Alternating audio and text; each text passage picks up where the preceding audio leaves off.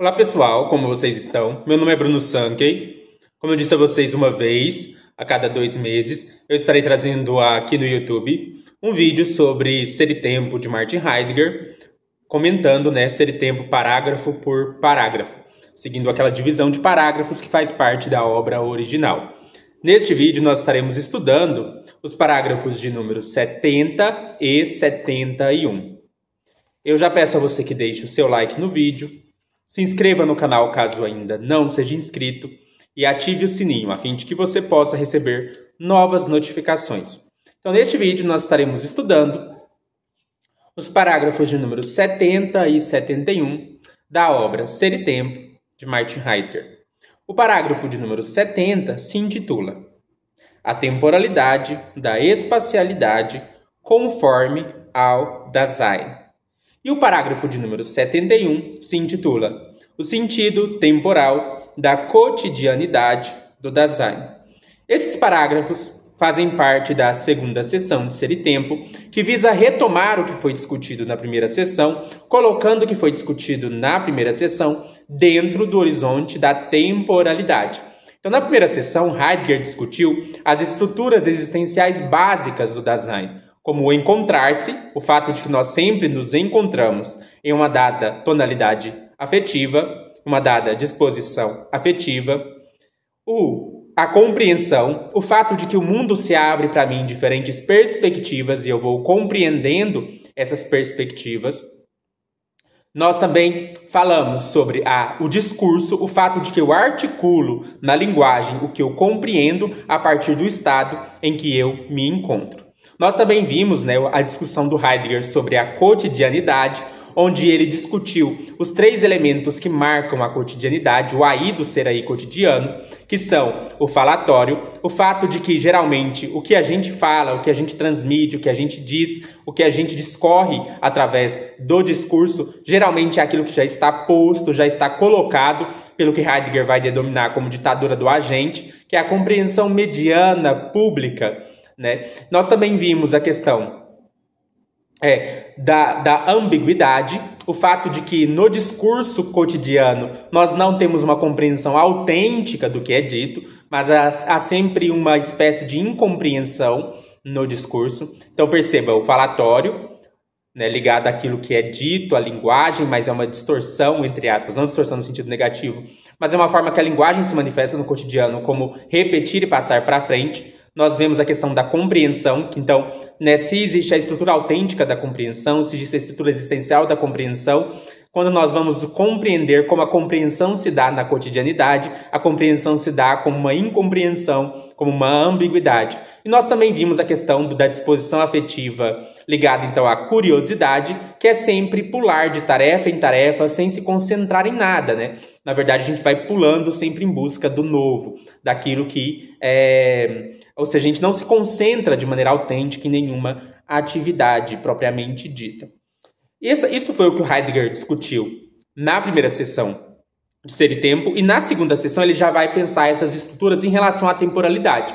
E aí o Heidegger colocou pra gente que o que caracteriza a essência da existência humana, a marca essencial da existência humana é o cuidado. É o fato de que, vivendo, agindo, estando no mundo, eu estou sempre cuidando de ser quem eu sou. Ou seja, eu estou me determinando na existência. Então, isso é a estrutura do cuidado. E esse cuidado tem a forma temporal de uma antecipação. Ou seja, cuidando de ser quem eu sou, eu estou antecipando possibilidades de ser. Eu estou me tornando futuro, eu estou me futurando, eu estou me lançando ao porvir. Então, o cuidado é uma estrutura fundamental, essencial da existência humana, que tem uma forma de antecipação. Sendo, eu sou as minhas possibilidades. Sendo, eu me lanço nas minhas possibilidades. Sendo, eu me lanço no futuro. Eu antecipo possibilidades. Eu trago o futuro para o presente. Eu presentifico o futuro. E esse presentificar do futuro, ou seja, aqui a gente já tem o presente e o futuro, se dá à medida que eu já estou sendo, que eu já fui de dado modo, que eu já me encontrei de dado modo. E aí o encontrar-se, então, vai estar conectado à questão do passado. Eu me encontro de uma determinada maneira. O futuro já vai estar relacionado a essa expectação, a esse lançar-se em possibilidades, na compreensão de novas possibilidades. E o presente, né, é à medida que eu trago isso, então, que é futuro para o meu presente. Eu presentifico, né? E eu articulo, então, nesse presente, por meio da linguagem, aquilo que eu estou compreendendo, que é o futuro, né, as possibilidades futuras, e aquilo no qual eu já me encontro, ou seja, as possibilidades de ser já realizadas, as possibilidades passadas, né, nas quais eu já me encontro. Percebe, então, que o Heidegger introduziu a noção de temporalidade naquilo que ele havia discutido na primeira parte de Ser e Tempo. Há uma temporalidade na própria estrutura do cuidado. Nessa discussão, Heidegger também traz a questão do decair. O que é o decair? É o estar absorvido no mundo, né? E esse estar absorvido do mundo também tem uma temporalidade ligada à presentificação. E nesse estar absorvido do mundo, eu estou absorvido naquilo que está sempre sendo. É uma presentificação parecida com a ideia do Nietzsche de eterno retorno. Mas aqui não é eterno retorno no sentido nietzschiano. Eu vou usar só a mesma expressão para vocês entenderem o que é isso. Você já parou para pensar que o seu dia, na verdade, parece uma espécie de eterno retorno? Então, por exemplo, eu acordo de manhã, tomo meu café da manhã, eu vou para a academia, faço os exercícios da academia. Depois da academia, eu almoço. Depois de almoçar, eu vou para a universidade. Depois de ir para a universidade, eu então fico ali na minha sala de estudos estudando. Aí depois, né, eu janto lá para as 6 horas no restaurante da faculdade. Aí eu tenho uma aula de noite, então eu vou para a aula. E depois eu chego em casa, eu preparo alguma coisa para eu comer. Eu me alimento ali de um pós-jantar, né? E depois eu me deito. Só que acontece que o dia seguinte é a mesma coisa. E depois o outro dia também. E depois o outro também. O outro também. Então é uma espécie de eterno retorno. O presente, então, aqui, do decair, é um presente no sentido de um eterno agora. Na teologia tem essa discussão do eterno agora. Deus está no eterno agora. Só que o eterno agora de Deus, né, é dito assim, é um eterno agora estático. É um eterno... Mas percebe que a vida humana é meio que estática, no sentido, pelo menos, de ser estagnada. O cotidiano parece uma estagnação. Parece que as coisas sempre são as mesmas. Repetem. Então, o decair, ele está ligado ao presente, mas no sentido de presente, como essa espécie de eterno retorno. Né? É um eterno agora. Sempre a mesma coisa. Sempre isso. O Heidegger também discute a temporalidade em relação ao uso dos utensílios, né? Então essa é uma outra questão que ele traz na segunda sessão de Ser e Tempo, que é pensar como se dá a temporalidade em relação aos entes utensiliares, ou melhor, ao modo como nós nos ocupamos dos entes utensiliares. E aí eu trouxe aqui para a gente entender melhor o que o Heidegger quer dizer, que é uma ideia do Giberson, que é a ideia de campo de affordancy. O que o Heidegger chama de totalidade da conjuntação, né, em Ser e Tempo, é muito próximo daquilo que o Giberson vai chamar de campo de affordancy. Affordancy é uma palavra que traz a ideia de algo que se oferece a mim. Isso se aproxima muito do que o Heidegger quer dizer pelo termo utensílio. Utensílio é algo que se mostra disponível para mim, para que de alguma maneira eu me ocupe daquilo ou faça um uso daquilo. Então, assim, né, eu estou aqui, eu tenho um livro diante de mim. Este livro é um utensílio no sentido de que ele se oferece a mim para que eu possa fazer algum uso dele, como estudar aqui, como ler para vocês aqui para gravar o vídeo. Mas não são só os objetos de artefatos que são utensílios. Tudo é utensílio que aparece para mim. Então, por exemplo, o sol é um utensílio nesse sentido, porque o sol se oferece para mim. O sol se oferece para mim como aquilo que ilumina o mundo para que eu possa ver as coisas.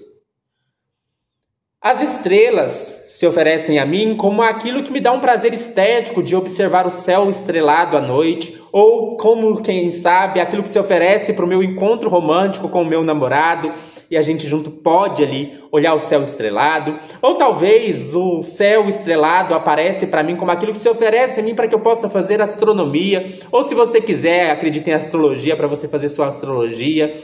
Ou talvez as estrelas se oferecem para um navegador para que ele possa então se guiar no mar onde ele navega. A árvore também. A árvore se oferece para mim como aquilo que eu possa apanhar um fruto, ou como aquilo que eu possa usar a sombra para me esconder do calor. Então, o mundo, na verdade, é um conjunto de oferecimentos. É nesse sentido que Heidegger está falando de utensílios. Utensílio não é um artefato no Heidegger. Artefatos são, utensílios são. Mas quando Heidegger está falando de utensílio, ele não está falando de artefatos somente. Ele está falando de tudo aquilo que se oferece a mim, para que de algum modo eu possa me dispor disso para algum fim. Isso que é utensílio. Utensílio é aquilo que se mostra a mim, se oferece a mim, para que eu disponha disso para alguma finalidade. Então, tudo que se aparece para mim pode ser um utensílio nesse sentido. E o que é o mundo? O mundo nada mais é do que o conjunto, não exatamente o conjunto, mas o mundo é o horizonte, melhor dizendo, onde coisas se oferecem a mim. O mundo, portanto, é a totalidade existencial, no sentido não da soma das suas partes, mas sim do horizonte de abertura no qual as coisas se oferecem para mim. Faça esse exercício. Pare aí e olhe para o mundo ao seu redor. O que é o mundo ao seu redor? Vou fazer esse experimento aqui, você faz aí onde você estiver. Eu estou aqui numa sala de estudo. Eu olho ao redor na sala de estudo e eu percebo que existem ventiladores, eu percebo que existe uma mesa diante de mim, eu percebo que existe um celular. O que é tudo isso? É um conjunto de coisas que se oferecem a mim para que eu possa, de alguma maneira, me dispor delas. Se aqui tivesse calor, não está, eu poderia ligar o ventilador. Eu estou usando aqui a mesa para colocar o celular, estou numa cadeira. Eu poderia, então, aqui, por exemplo, se eu quisesse explicar para vocês, mas eu não vou fazer uso disso, mas se eu quisesse, eu poderia aqui usar uma espécie de canetinha para usar esse quadro aqui, a fim de explicar para vocês os conceitos do Heidegger. Então percebe que o mundo é um monte de coisa que se oferece a nós para que de alguma maneira a gente possa se dispor dessas coisas. Aqui para mim eu fiz numa sala, né? Aqui praticamente tudo é artefato. Mas se você estiver, por exemplo, no meio de um campo, percebe o sol, percebe as árvores, perceba o campo, os animais, perceba que tudo na verdade são oferecimentos. De que você pode de alguma maneira se dispor desses oferecimentos. E aí o Heidegger discutiu, né, que há uma temporalidade na maneira em que nós nos ocupamos desses oferecimentos, dessas affordances, ou como Heidegger chama, isso que é o utensílio, o ente à mão, aquilo que está disponível para mim. Quando eu estou me relacionando com esses utensílios, há uma temporalização. Então eu antecipo, né? Então, por exemplo, eu estou dando uma aula. Se vocês já tiveram experiência de dar uma aula, né, você está sempre antecipando o que você vai dizer. Você já fala o que você está falando, pensando no que vai ser dito. Você antecipa. Mas também há uma temporalidade de que algumas coisas já têm que estar dadas para que você possa dar uma aula. Então, por exemplo, já tem que estar dado que existe uma sala de aula, já tem que estar dado que existem alunos nessa sala de aula, já tem que estar dado que há certos utensílios que já estão ali na sala de aula disponíveis para mim. Já tem que estar dado a maneira de me comportar numa sala de aula.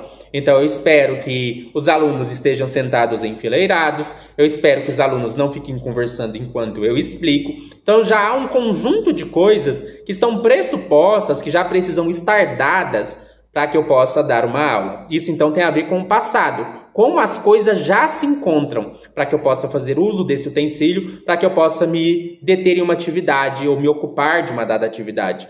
Mas há também o futuro, né? No sentido de que ao dar uma aula eu estou sempre antecipando o que eu vou dizer, eu já estou antecipando o que eu espero que os alunos entendam do que eu estou falando, eu já estou antecipando então as reverberações do que eu estou ensinando que vai ter na mente desses alunos, eu já estou antecipando o que eu vou talvez cobrar num exame ou numa prova para testar a habilidade desses alunos se eles aprenderam o que eu estou ensinando. E há, por assim dizer, um presentificar, né? Na medida em que eu estou sempre trazendo para o presente aquilo que é futuro, aquilo que é minha expectativa. Então, eu estou presentificando. E eu também presentifico no sentido de trazer, para estar presente diante de mim, os utensílios dos quais eu estou fazendo uso. Mas tudo isso, né? Toda essa discussão É para o Heidegger mostrar assim que as estruturas existenciais do Dasein, que ele considerou na seção 1 de Ser e Tempo, são todos modos de temporalização. São modos, por exemplo, de lançar-se no futuro, como é o caso da compreensão, encontrar-se num passado, numa coisa que já está dada, que é o caso, por exemplo, da estrutura do encontrar-se. É uma forma de articular no presente ou de trazer para o presente aquilo que está sendo colocado. No cotidiano já existe a questão então do eterno, da estagnação eterna, de uma espécie de presente contínuo, daquilo que sempre se repete, daquilo que já está colocado. Há uma maneira de me relacionar com a temporalidade quando eu estou me ocupando ou me dispondo de um utensílio. Então eu tenho a expectativa do que eu estou fazendo, daquilo que eu espero que aconteça. Eu estou sempre me antecipando, me lançando na possibilidade de uso desse utensílio. Eu estou sempre trazendo esse utensílio para o presente, trazendo as minhas expectativas para o presente. Eu estou presentificando. E eu estou também trabalhando dentro de um horizonte onde as coisas já estão dadas ou já estão colocadas de uma dada maneira que se espera que estejam. E, portanto, é uma questão relacionada com o passado. Isso significa, então, tudo que é isso são formas de modalização do cuidado. O que é o cuidado, né? Eu disse. É cuidar de ser quem você é. Então, se você está dando uma aula, você está assumindo uma possibilidade. Você está cuidando de ser quem você é. Às vezes, faz parte do seu projeto existencial se tornar um professor. E às vezes você está, então, fazendo um estágio do doutorado para justamente se preparar para que quando você termine o doutorado, você possa trabalhar como professor. Faz parte do seu projeto existencial isso. E, portanto, dar uma aula é parte do seu projeto de existência. E isso envolve, portanto, um cuidar de ser quem você é. Você está se determinando, você está cuidando de ser quem você é. E isso envolve, portanto, uma temporalização. O cuidado é temporalizador. O cuidado é antecipar possibilidades. O cuidado é se lançar em possibilidades. E o cuidado pode se revelar tanto como ocupar-se de utensílios, que é o caso, então, do que a gente chama de ocupação. E o cuidado também pode estar na relação que eu tenho com outras pessoas. Na relação que eu tenho com outras pessoas, eu também estou me determinando. Eu estou também assumindo possibilidades dentro do meu projeto existencial. E, portanto, isso também envolve uma temporalização. Então, eu só quis retomar. Se você teve dificuldade de acompanhar essa primeira parte do vídeo, eu aconselho, então, que você assista os vídeos anteriores, porque o que eu fiz aqui foi tentar retomar o que a gente já discutiu, para que a gente possa, então, realmente iniciar o nosso estudo dos parágrafos de número 70 e 71 de Ser e Tempo. Iniciemos, pois, o estudo do parágrafo de número 70, que é sobre a temporalidade da espacialidade conforme ao Dasein. Aqui, Heidegger introduz, então, que a gente precisa pensar a questão da espacialidade. A questão da espacialidade é uma questão que o Heidegger já havia discutido na primeira sessão de Ser e Tempo. Ele discutiu a questão da espacialidade dos entes utensiliares e também, em algum sentido, que a gente pode falar da espacialidade em relação ao Dasein. E aí, à medida que a gente for estudar o parágrafo, a gente vai retomar um pouquinho disso, mas isso ele vai discutir agora dentro da questão da temporalização. Então, vai ser muito importante a gente pensar como que a espacialidade do Dasein se fundamenta na temporalização. Então, aqui a gente já tem uma noção de que a espacialidade do Dasein está fundamentada na sua temporalização, ou nos seus modos de temporalização. Mas como que se dá isso, Em que sentido o espaço ele se fundamenta na temporalidade? Então a gente precisa ver um pouco sobre isso e entender o que o Heidegger, quer dizer com essa questão. Vou ler para vocês, a primeira frase do parágrafo de número 70, que diz assim: embora a expressão temporalidade não significa o que se entende por tempo no discurso sobre espaço e tempo, parece, no entanto, que, assim como a temporalidade, a espacialidade também constitui uma determinidade fundamental do Dasein. Então, o Heidegger está dizendo o seguinte. Primeira coisa que eu vou discutir aqui, então, é a relação da espacialidade com a temporalidade. Quando um físico ouve isso, ele já pensa, se fosse um físico lendo essa seção de Ser e Tempo, sem ter tido contato com o todo da obra, talvez ele pensasse assim: Heidegger, então, vai discutir a questão do espaço-tempo, que é um conceito da física. Hoje a gente sabe que espaço e tempo estão fortemente relacionados na física. Mas o Heidegger que está esclarecendo, não é isso.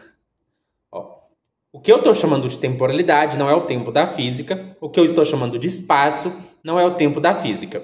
Mas tem uma coisa parecida. Aquilo que eu estou discutindo sobre temporalidade existencial e espacialidade existencial tem uma coisa semelhante com o tempo e espaço da física, porque assim como na física, tempo e espaço estão fortemente relacionados, no campo existencial, temporalidade existencial e espacialidade existencial estão fortemente relacionados.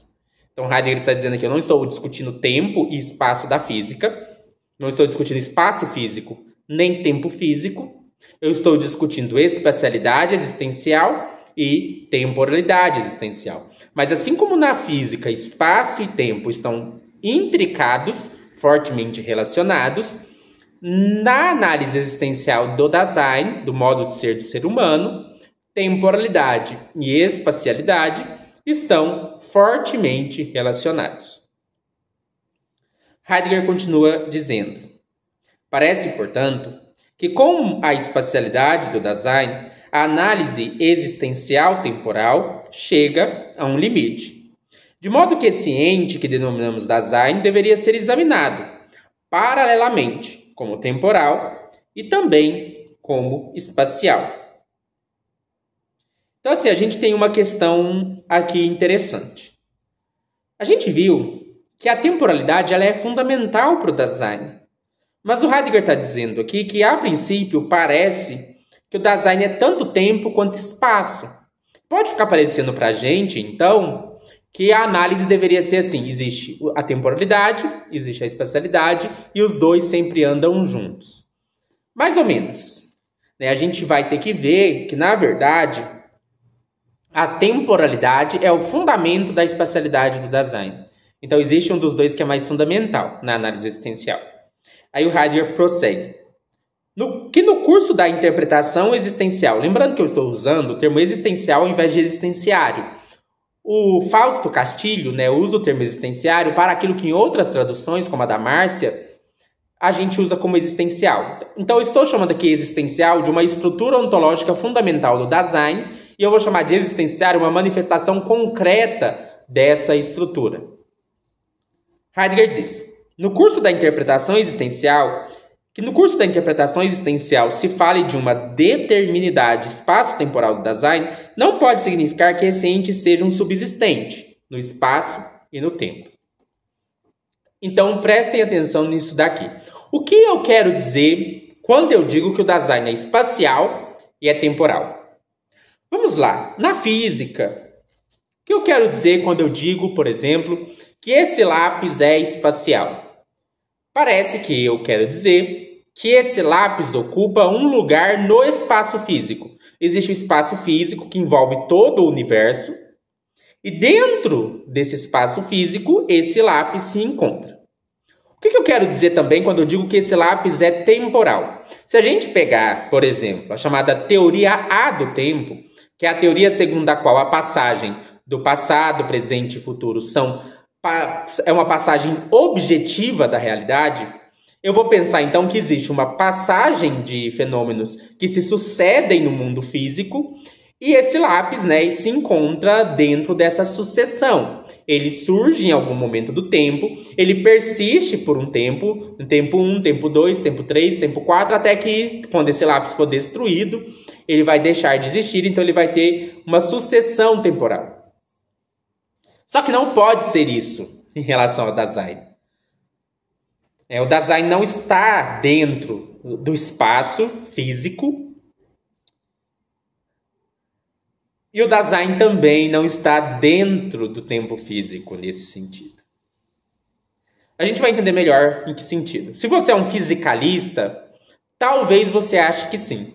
Talvez você ache que a marca mais fundamental da existência humana é que a existência humana é física.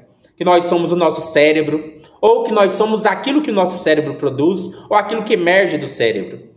Talvez você ache que então nós não somos nada mais do que um corpo físico no mundo.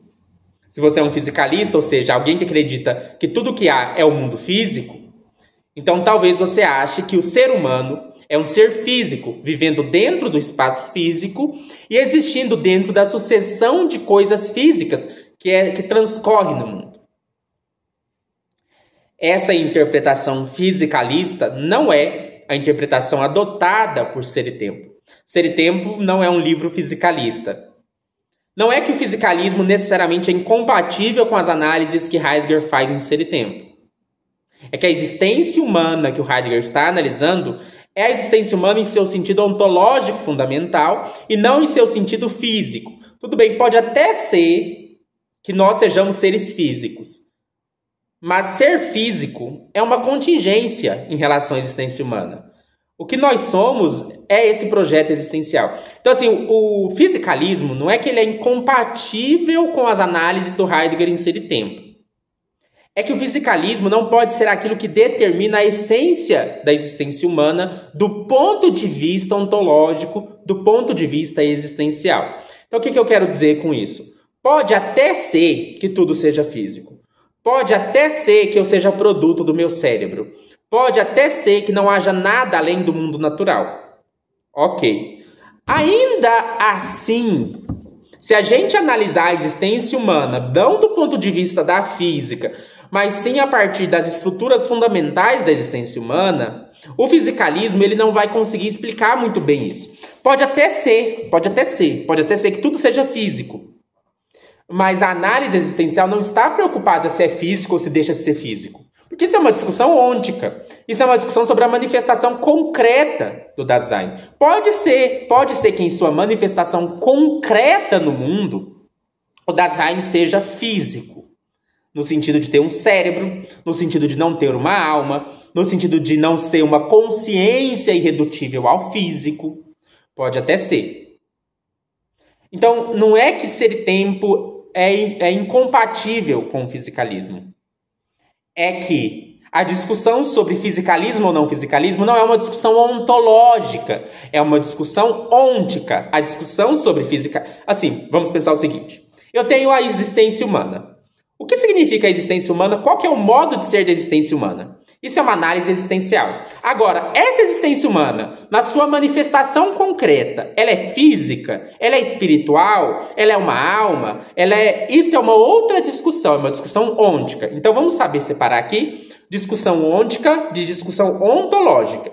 Discussão ontológica é me perguntar sobre os modos essenciais e fundamentais da existência humana. A existência humana em seu sentido fundamental, essencial, ou seja, na sua manifestação não na sua manifestação, mas no seu modo básico de ser, é uma discussão ontológica. Agora, a discussão, nós somos físicos, nós somos espíritos, nós somos substâncias materiais, é uma discussão ôntica, ou seja, essa existência humana, ela se manifesta concretamente como? Como algo puramente físico? Discussão ôntica. Agora, quando eu estou discutindo as estruturas da compreensão, do cuidado, isso é uma discussão ontológica. Então, vamos saber separar. Não é que Ser e Tempo é incompatível com a tese ôntica de que tudo é físico. Não é isso. É que a tese de que tudo é física pertence à discussão ôntica e não à discussão ontológica. Então, mesmo que na discussão ontológica nós não vamos pensar o Dasein como físico, não é impossível, não é que não é possível que ele fosse completamente físico do ponto de vista ôntico. Então, assim, do ponto de vista ôntico, tá tudo bem. A gente pode até dizer que o ser humano é um ser físico que ocupa um lugar físico e que tem uma existência física e que está dentro do tempo físico. Pode ser que isso seja verdade. Mas o que o Heidegger está dizendo não é essa discussão ôntica. Ele está discutindo a questão ontológica. O modo de ser fundamental do ser humano também envolve uma espacialidade, também envolve uma temporalidade. Não pode ser a temporalidade a espacialidade da discussão ôntica. É uma outra temporalidade, é uma outra espacialidade que a gente precisa entender diferente da espacialidade física e da temporalidade física. Dado isso, o Heidegger diz assim: a temporalidade é o sentido de ser da preocupação. A constituição do Dasein e seus modos de ser somente são ontologicamente possíveis sobre o fundamento da temporalidade. Então, o que o Heidegger está dizendo nessa frase aqui? A temporalidade é o sentido de ser da preocupação. Preocupação aqui é cuidado. Então, a temporalidade é o sentido de ser do cuidado.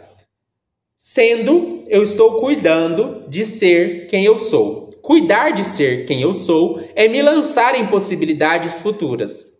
Percebe, então, que o cuidado envolve uma temporalização, um futurar-se, um lançar-se em possibilidades futuras, um antecipar-se em relação aos seus modos de ser e possibilidades.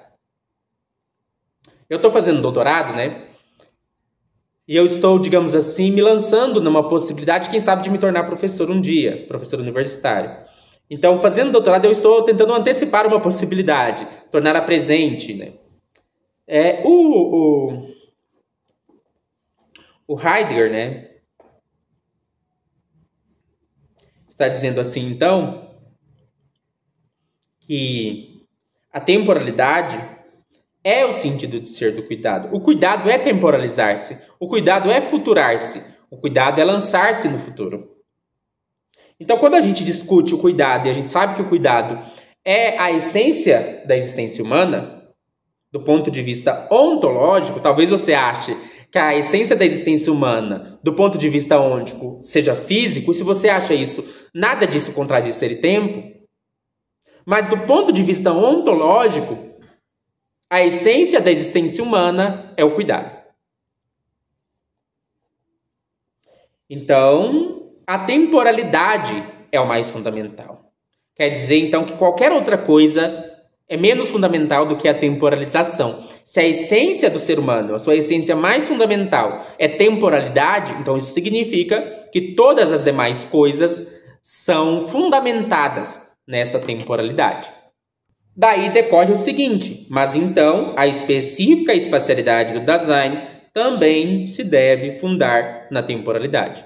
Muita gente fala que o Heidegger não estrutura os seus argumentos como um filósofo analítico faria. Aqui a gente vê que não é bem verdade, né? Aqui a gente tem claramente um argumento em premissas e conclusão. Então, assim, primeira premissa, né? O Dasein é espacial. Então, nós temos uma primeira premissa. De que o Dasein é espacial. O que eu vou tentar fazer aqui com vocês? Eu vou estruturar o argumento do Heidegger para mostrar para vocês que essa coisa de ficar brigando entre filosofia analítica e filosofia continental não faz sentido. O próprio Heidegger também a gente pode pegar ser e tempo e estruturar os seus argumentos. Então, aqui a gente tem um argumento do Heidegger que é o seguinte, né? Primeira premissa, o Dasein é espacial. Segunda premissa, a essência mais fundamental do Dasein é o cuidado. Terceira premissa, o cuidado é temporalidade. Quarta premissa, logo, a essência mais fundamental do Dasein é a temporalidade, isto é, tudo o que o Dasein é se fundamenta na temporalidade. Usando a premissa 1 e a premissa 4 em conjunto, nós temos a seguinte conclusão. Logo, a espacialidade do Dasein se fundamenta na temporalidade. Nós temos aqui, então, portanto, um argumento estruturado que o Heidegger usa aqui no parágrafo de número 70 de Ser e Tempo para mostrar que é falso, né? Que o Heidegger não use argumentos bem estruturados na sua obra Ser e Tempo. Então, esse argumento aqui é fácil de entender, né? Se o Dasein é espacial e tudo que o Dasein se fundamenta na temporalidade, então, não é difícil concluir que a espacialidade tem de se fundamentar na temporalidade. Então, Heidegger diz, a espacialidade só é existencialmente possível pela temporalidade. O Heidegger está dizendo aqui para a gente que a temporalidade é uma condição de possibilidade para a espacialidade. Não tem espacialidade sem temporalidade. A temporalidade é o grounding, é o fundamento da espacialidade. O grounding de todas as estruturas e modos de ser do Dasein é a temporalidade. Porque o Dasein é essencialmente cuidando de ser quem ele é, ele está se futurando, se temporalizando. E é se temporalizando que todas as demais estruturas e modos de ser do Dasein se constituem. Então, se a gente for pensar o seguinte, o que é o cuidado? O cuidado é um movimento da existência. O cuidado é o quê? Estou sempre cuidando de ser quem eu sou, estou sempre me temporalizando, estou sempre me lançando em possibilidades futuras. Estou sempre antecipando possibilidades. Então a existência do Dasein é uma espécie de movimento temporal. É um movimento de autodeterminação. De determinar-se quem se é na existência. E tudo mais que o Dasein se fundamenta nisso. Isso é interessante para a gente pensar, porque significa que as estruturas do Dasein não são estruturas rígidas. Elas são resultados do movimento de temporalização. Elas resultam do movimento de temporalização. Então perceba, no movimento de temporalização, o Dasein é cuidado. E sendo cuidado, ele pode se encontrar de uma determinada maneira, ele pode compreender possibilidades, ele pode articular a sua existência em linguagem, ele pode viver a vida cotidiana, ele pode, portanto, se entregar ao falatório, se entregar à decadência. Tudo isso, tudo que o Heidegger analisou até aqui, são só modos da temporalização. São modos que a temporalização se manifesta. Você é tempo, eu sou tempo, nós somos tempo, no sentido de que nós somos movimento. Movimento existencial, movimento de autodeterminação, de cuidar de ser quem se é, de assumir possibilidades. E é sendo esse movimento que nós somos tudo que nós somos. Tudo que nós somos do ponto de vista ontológico e existencial é constituído pelo movimento de temporalização. As nossas estruturas existenciais, portanto, não são como estruturas rígidas que estão no chão de quem nós somos. Não é como se tivesse assim, a caixinha da disposição afetiva, a caixinha da compreensão, a caixinha do discurso, e isso forma as estruturas existenciais fixas de quem nós somos. Não é isso. O que nós temos na base é um movimento. E esse movimento, ao se movimentar, constitui a compreensão, a disposição afetiva, o discurso, a cotidianidade. Então, tudo que nós somos está fundamentado na temporalização. O que nós somos não é estruturas rígidas e fixas. O que nós somos é resultado do movimento de temporalização. Por exemplo, se a gente for pegar na discussão filosófica tradicional, quando a gente vai discutir, por exemplo, as estruturas básicas do entendimento e da sensibilidade humana, quando, por exemplo, Locke, Descartes, eles estão discutindo, por exemplo, a questão da sensibilidade, a questão do entendimento, nos seus ensaios sobre entendimentos humanos, eles vão falar das faculdades do ser humano. Então você tem a faculdade do entendimento, você tem a faculdade da sensibilidade, você tem às vezes a faculdade da imaginação, e essas faculdades que são as nossas estruturas básicas, por alguns filósofos, elas são pensadas quase como estruturas prontas, que já estão dadas. Então você tem a caixinha da imaginação, você tem a caixinha da sensibilidade, você tem a caixinha do entendimento. Depois, se a gente for considerar o Hume, ele vai quebrar isso. Ele vai falar, não, que a gente tem um fluxo de percepções, e esse fluxo de percepções é esse próprio fluxo que constitui o que a gente chama de nossas faculdades. Então, é o próprio movimento do nosso processo de conhecimento que vai constituir a imaginação, a memória. Da mesma maneira, o que o Heidegger está dizendo aqui é que as nossas estruturas fundamentais não são como faculdades da alma fixas. As nossas estruturas fundamentais são mais parecidas com o Hume, quando ele fala das faculdades sendo constituídas pelo próprio movimento da experiência. Aqui não é uma discussão epistemológica, gnosiológica, é uma discussão ontológica. Estou usando a questão das faculdades para a gente comparar, até porque foi daí que o Heidegger se inspirou para falar de disposição afetiva e compreensão. Disposição afetiva, lembro que os modernos chamavam de sensibilidade, e compreensão, lembro que os modernos chamavam de entendimento. Só que o Heidegger está dizendo que não é faculdade. Não é faculdade cognitiva. Disposição afetiva não é sensibilidade, emoção. Disposição afetiva é um modo de se encontrar no mundo. E compreensão não é o entendimento, a faculdade de juízo, a faculdade de julgar. Compreensão é a abertura a possibilidades, é compreender diferentes possibilidades na qual você pode se lançar. E compreensão, disposição afetiva, linguagem não devem ser compreendidos como se fossem faculdades fixas ou ontológicas do ser humano. Elas são muito mais aquilo que surge a partir do próprio movimento da existência e, portanto, não são estruturas fixas e rígidas. E é importante, então, a gente dizer que a espacialidade, assim como qualquer modo de ser e estrutura do Dasein, se fundamenta na temporalidade.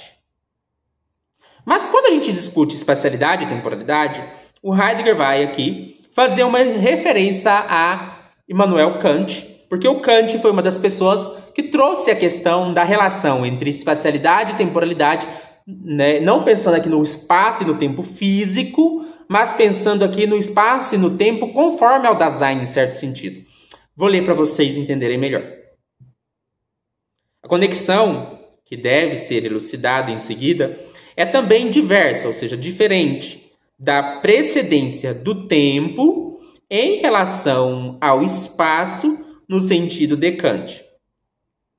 Que as representações empíricas do subsistente no espaço transcorram no tempo como ocorrências psíquicas e que o físico também ocorra mediatamente no tempo, não é uma interpretação ontológica existencial do espaço como uma forma da intuição, e sim uma constatação ôntica do curso de um subsistente psíquico no tempo. Aqui, né, é um trecho mais denso filosoficamente, porque aqui o Heidegger está se diferenciando também da discussão do espaço e do tempo em Kant. Existem várias noções de espaço e tempo no Kant. Então você tem, por exemplo, o espaço no sentido das formas da intuição pura. Você tem o espaço no sentido das próprias intuições puras. Você tem o espaço enquanto uma representação matemático-geométrica. Você tem o espaço enquanto espaço físico. E você tem o espaço e o tempo também enquanto experiência fenomenológica. Então, assim, na verdade, a gente tem 4 conceitos básicos de espaço e tempo em Kant. A gente tem espaço e tempo enquanto intuições ou formas da intuição, porque tem os dois. Então, se bifurca em 2, é o primeiro sentido. O espaço como forma da intuição. O segundo, né, é o espaço como espaço geométrico matemático. O terceiro é o espaço físico. E o quarto é o espaço como experiência fenomenológica. Mas para a gente entender esses 4 sentidos de espaço e tempo, eu falei só espaço, mas é espaço e tempo, é os dois. A gente precisa entender mais ou menos como é que funciona o sistema kantiano nesse aspecto. Eu vou dar uma explicação mais breve só para a gente pensar o seguinte. Para o Kant, nós temos 2 faculdades básicas da mente, do Germut. Ou seja, 2 faculdades básicas da mente. Quais são as 2 faculdades básicas da mente? Sensibilidade e entendimento. A sensibilidade é a faculdade relacionada a perceber as coisas, a receber as coisas. Então, é uma faculdade receptiva. É uma faculdade relacionada ao modo como nós recebemos as coisas, como nós sentimos as coisas. Já o entendimento é uma faculdade espontânea, não receptiva, mas uma faculdade espontânea, ativa, que está relacionada a aplicar conceitos e regras, aquilo que é dado na experiência, a fim de que nós possamos fazer juízos, julgar, pensar sobre aquilo que nós temos. Isso é a cognição. A cognição envolve uma união entre conceitos, que vem da nossa faculdade de julgar, com os dados sensíveis, que é o conteúdo que permite com que a gente possa, então, fazer juízos. E, então, a intuição, junto com os conceitos, é o que permite a experiência e a cognição de objetos. E o que é o espaço e o tempo para o Kant? No primeiro sentido, o sentido mais básico, espaço e tempo são formas da intuição pura. Vamos pensar o seguinte. A sensibilidade é onde as coisas aparecem para mim. E aqui aqui o Kant vai falar de aparecimento. É muito importante que a gente não confunda aparecimento com fenômeno. O fenômeno já é o objeto conforme determinado também pelo entendimento. Se a gente está só no campo da sensibilidade, não faz sentido falar de fenômeno. A gente fala de aparecimento. Para o Kant tem uma diferença entre o aparecimento e a coisa em si, que é o que está por trás do aparecimento. Então, a coisa em si, lá fora de mim, eu não tenho acesso a ela. Eu tenho acesso só ao modo como essa coisa aparece para mim. Isso é aparecimento. E o aparecimento de algo envolve dois aspectos. Um aspecto formal e um aspecto material. Para a gente entender essa diferença entre aspecto formal e aspecto material, é importante que vocês recordem as noções de forma e matéria que aparecem desde Aristóteles. Vou aqui recordar com vocês. Forma é a maneira como aquilo que está configurado de modo que dá o ser daquela coisa. Então as coisas têm uma certa forma, uma certa configuração. E aquilo que constitui essa configuração, aquilo que é a matéria, né, é a matéria. Então assim, para Aristóteles, basicamente a gente tem a matéria-prima, que é a matéria que é única, que não se destrói, que já está aí, que é eterna. Só que essa matéria, ela ganha formas diferentes. Então, ela pode ter a forma de uma árvore, a forma de uma cadeira. A matéria e a forma sempre estão juntas, né? Então, nós temos a matéria... Só que, tipo assim, por exemplo, quando eu boto fogo numa árvore, não façam isso, mas quando eu boto fogo numa árvore, ela vira cinza. A configuração mudou. Eu tinha uma coisa que tinha forma de árvore e que agora tem forma de cinza. Nós chamamos isso de mudança substancial. Só que a matéria, ela tem uma certa permanência, né? Então, a matéria que formava a árvore agora mudou de forma e forma cinza. Né? A matéria sempre é constante, né? Ela nunca aumenta nem diminui, mas ela pode assumir diferentes formas. Quando nós estamos falando do conhecimento e das nossas faculdades cognitivas, elas constituem ontologicamente os objetos, mas é importante a gente entender que o aparecimento ele envolve tanto uma forma quanto uma matéria.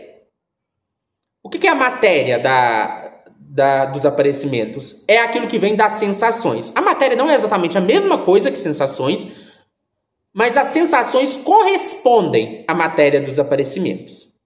E a forma desse aparecimento é o espaço e o tempo. Para simplificar, então, eu vou falar do que corresponde à matéria, que são as sensações, e a forma, que é a forma do espaço e do tempo.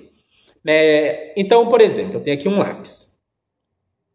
As sensações é aquilo que está ligado às minhas faculdades, né, às minhas capacidades, os meus órgãos dos sentidos. Então, por exemplo, se eu penso na visão, eu vejo o quê? Cores.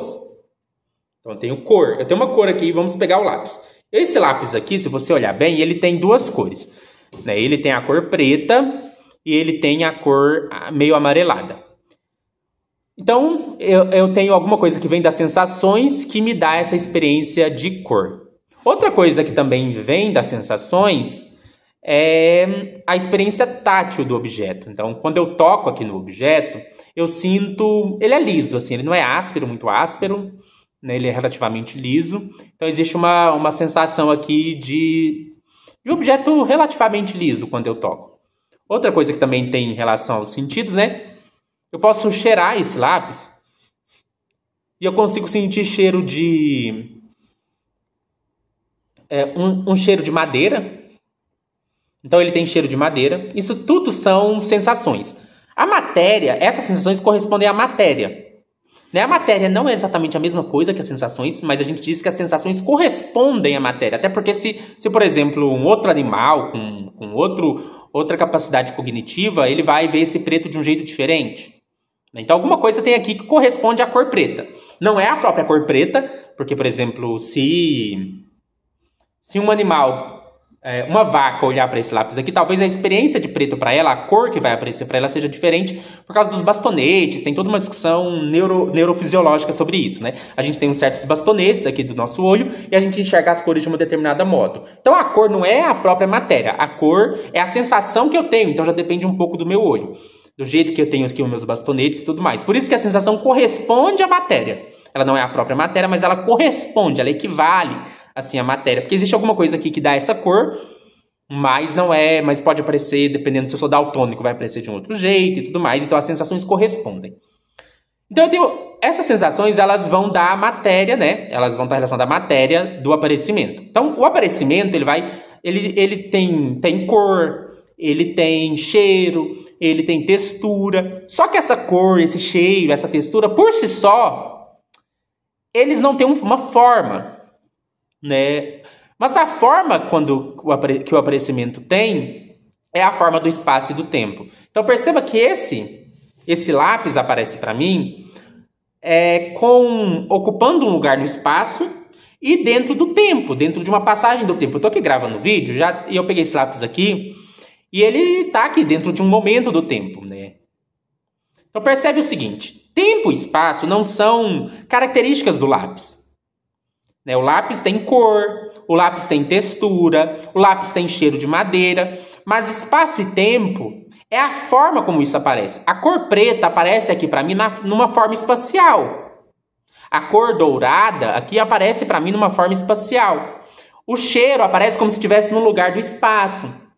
Então perceba que espaço e tempo são a forma pela qual o lápis aparece para mim e a matéria corresponde às sensações. Então pense que o aparecimento, né, se a gente pega no Aristóteles, né, o lápis está aqui. O que o lápis tem? É claro que aqui, né, para eu julgar como sendo um lápis, já dependeria da faculdade do entendimento. Mas eu estou tentando ficar só com o aparecimento, não com o fenômeno.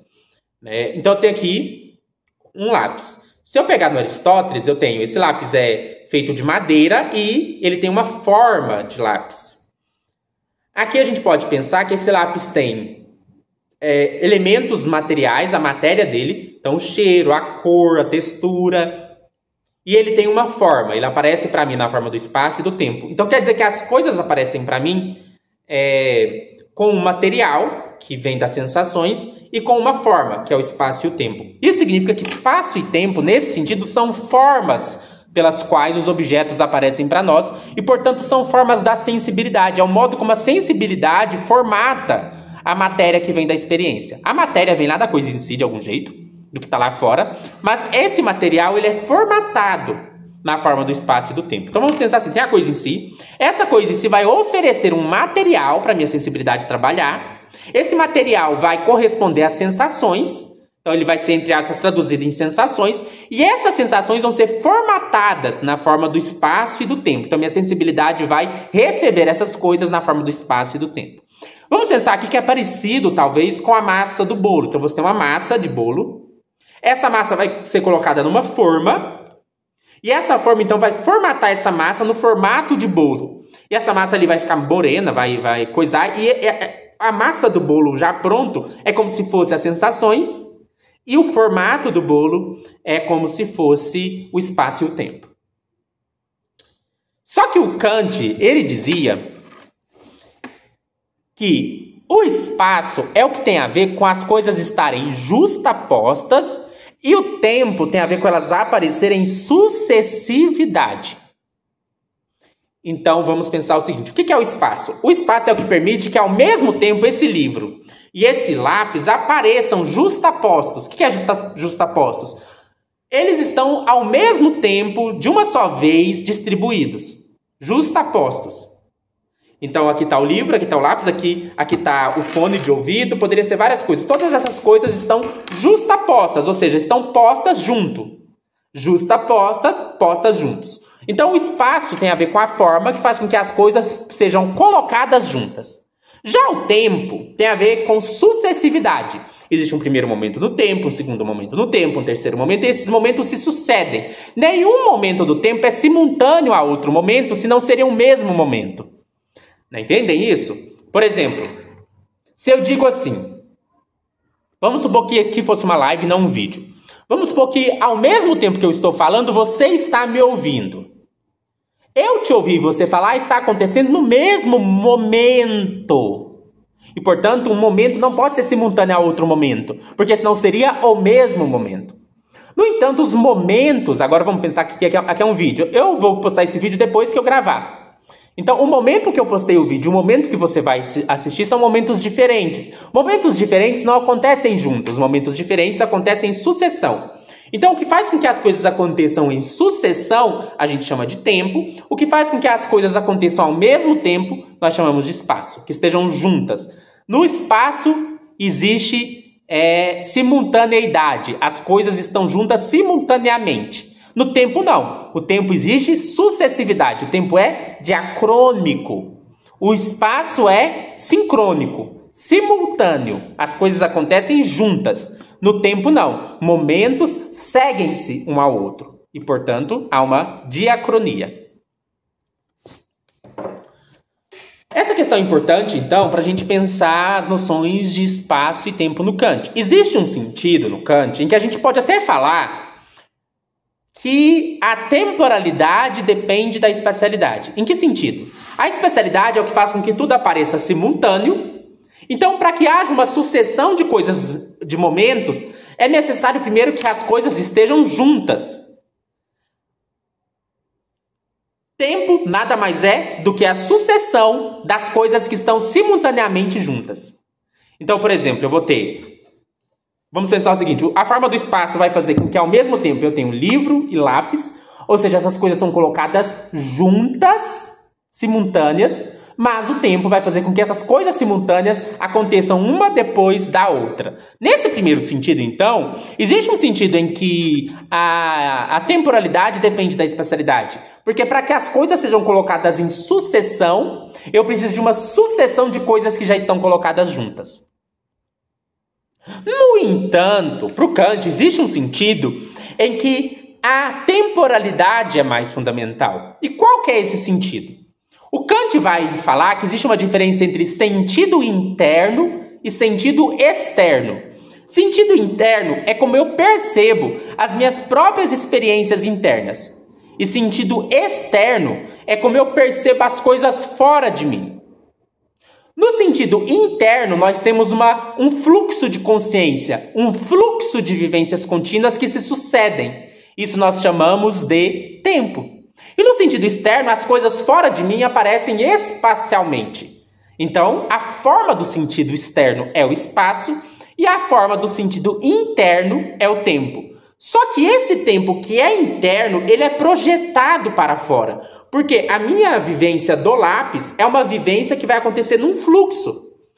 Então, por mais que internamente eu experiencie um fluxo de consciência, de vivências que se sucedem, eu acabo projetando essa experiência temporal de fluxo para as coisas fora de mim. Então, enquanto a espacialidade ela se aplica muito mais exclusivamente ao sentido externo, a temporalidade ela se aplica por proeminência ao sentido interno, mas também ao externo, por projeção. Então acaba que o tempo é maior, porque o tempo ele é tanto interno quanto externo, e o espaço só seria externo. Então, nesse sentido kantiano, a espacialidade é mais fundamental do que o tempo. Mas além de falar do espaço e do tempo como forma da intuição, nós também podemos falar do espaço como espaço matemático e geométrico. Então a espacialidade, ela permite, junto com o entendimento, junto com a faculdade de julgar, que eu fale de geometria e que eu fale de matemática. Por exemplo, de onde a geometria tira a noção de espaço plano? Ela tira a noção de espaço plano da ideia que vem da sensibilidade de que as coisas estão justapostas.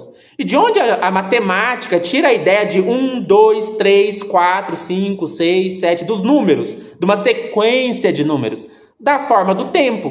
O tempo é a forma da sequência.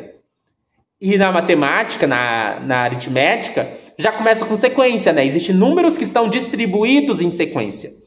E a noção de justaposição aparece na geometria, né? As coisas estão justapostas no espaço plano, né? Por exemplo, da geometria euclidiana. Além do espaço como forma da intuição e do espaço matemático, geométrico, nós podemos também falar do espaço e do tempo físicos, né? Então, assim, a gente tem o espaço e o tempo físicos. A gente tem o espaço onde está localizada as estrelas, onde está localizados os planetas. E essa é uma discussão do espaço e do tempo na física. E por fim, nós temos o espaço como experiência fenomenológica. Eu tenho uma vivência do tempo. Às vezes eu falo, o tempo passou devagar, o tempo passou rápido. E eu tenho uma vivência de espaço. Então, no Kant, nós podemos distinguir esses 4 conceitos de espaço e tempo. O mais fundamental, o mais básico, é o espaço e tempo como forma da intuição. Tanto como forma da intuição, como uma intuição de espaço e tempo. Nós temos o espaço e tempo como espaço e tempo da matemática e da geometria, que já depende de uma certa determinação que vem do entendimento. Nós temos o espaço físico, que é o espaço da física teórica. E nós temos o espaço como experiência fenomenológica, que é como cada um de nós, né, experiencia o espaço e o tempo. O que importa para a gente aqui na discussão do Heidegger é o fato de que existe um sentido no sistema kantiano em que a espacialidade é fundamentada na temporalidade, porque a temporalidade envolve tanto o sentido externo quanto o sentido interno, enquanto a espacialidade envolve só o sentido externo. Então, nesse sentido, a temporalidade é mais básica, porque a temporalidade ela vai determinar tanto os objetos do sentido interno, as minhas vivências psíquicas, tanto os objetos do sentido externo, porque eu penso o lápis dentro de um período de tempo. E nesse sentido, a espacialidade é mais secundária, porque a espacialidade só vai se aplicar ao sentido externo. Por que o Kant faz referência a isso? Para explicar que quando ele está falando da temporalidade fundamentada na espacialidade, não é nesse sentido kantiano. Então não é sobre Kant. Não. Então, assim, alguém poderia, um kantiano, ler essa parte aqui e falar assim, olha, Heidegger está concordando com Kant, de que a temporalidade é mais básica que a espacialidade, no sentido de que a espacialidade se aplica só ao sentido externo e a temporalidade se aplica tanto ao sentido externo quanto ao sentido interno. Heidegger só está dizendo assim, não é isso, não confundam. Aqui então nós vemos que o Heidegger fez uma questão de diferenciar a discussão dele. E olha o que ele diz. A discussão sobre espaço e tempo do Kant é uma constatação ôntica. Percebe? Isso aqui é a mesma coisa que ele fez com a física, que eu expliquei para vocês. De cá nós temos ôntico, de cá nós temos ontológico. Um esforço que o Heidegger sempre faz em Ser e Tempo é dizer, eu não estou discutindo o que está na dimensão ôntica. O meu livro é sobre ontologia. Então, o que está na dimensão ôntica? Discussões como, o ser humano é físico? Ou será que o ser humano é uma alma? Discussão ôntica. O ser humano tem uma forma da sensibilidade que é o espaço e o tempo? Discussão ôntica.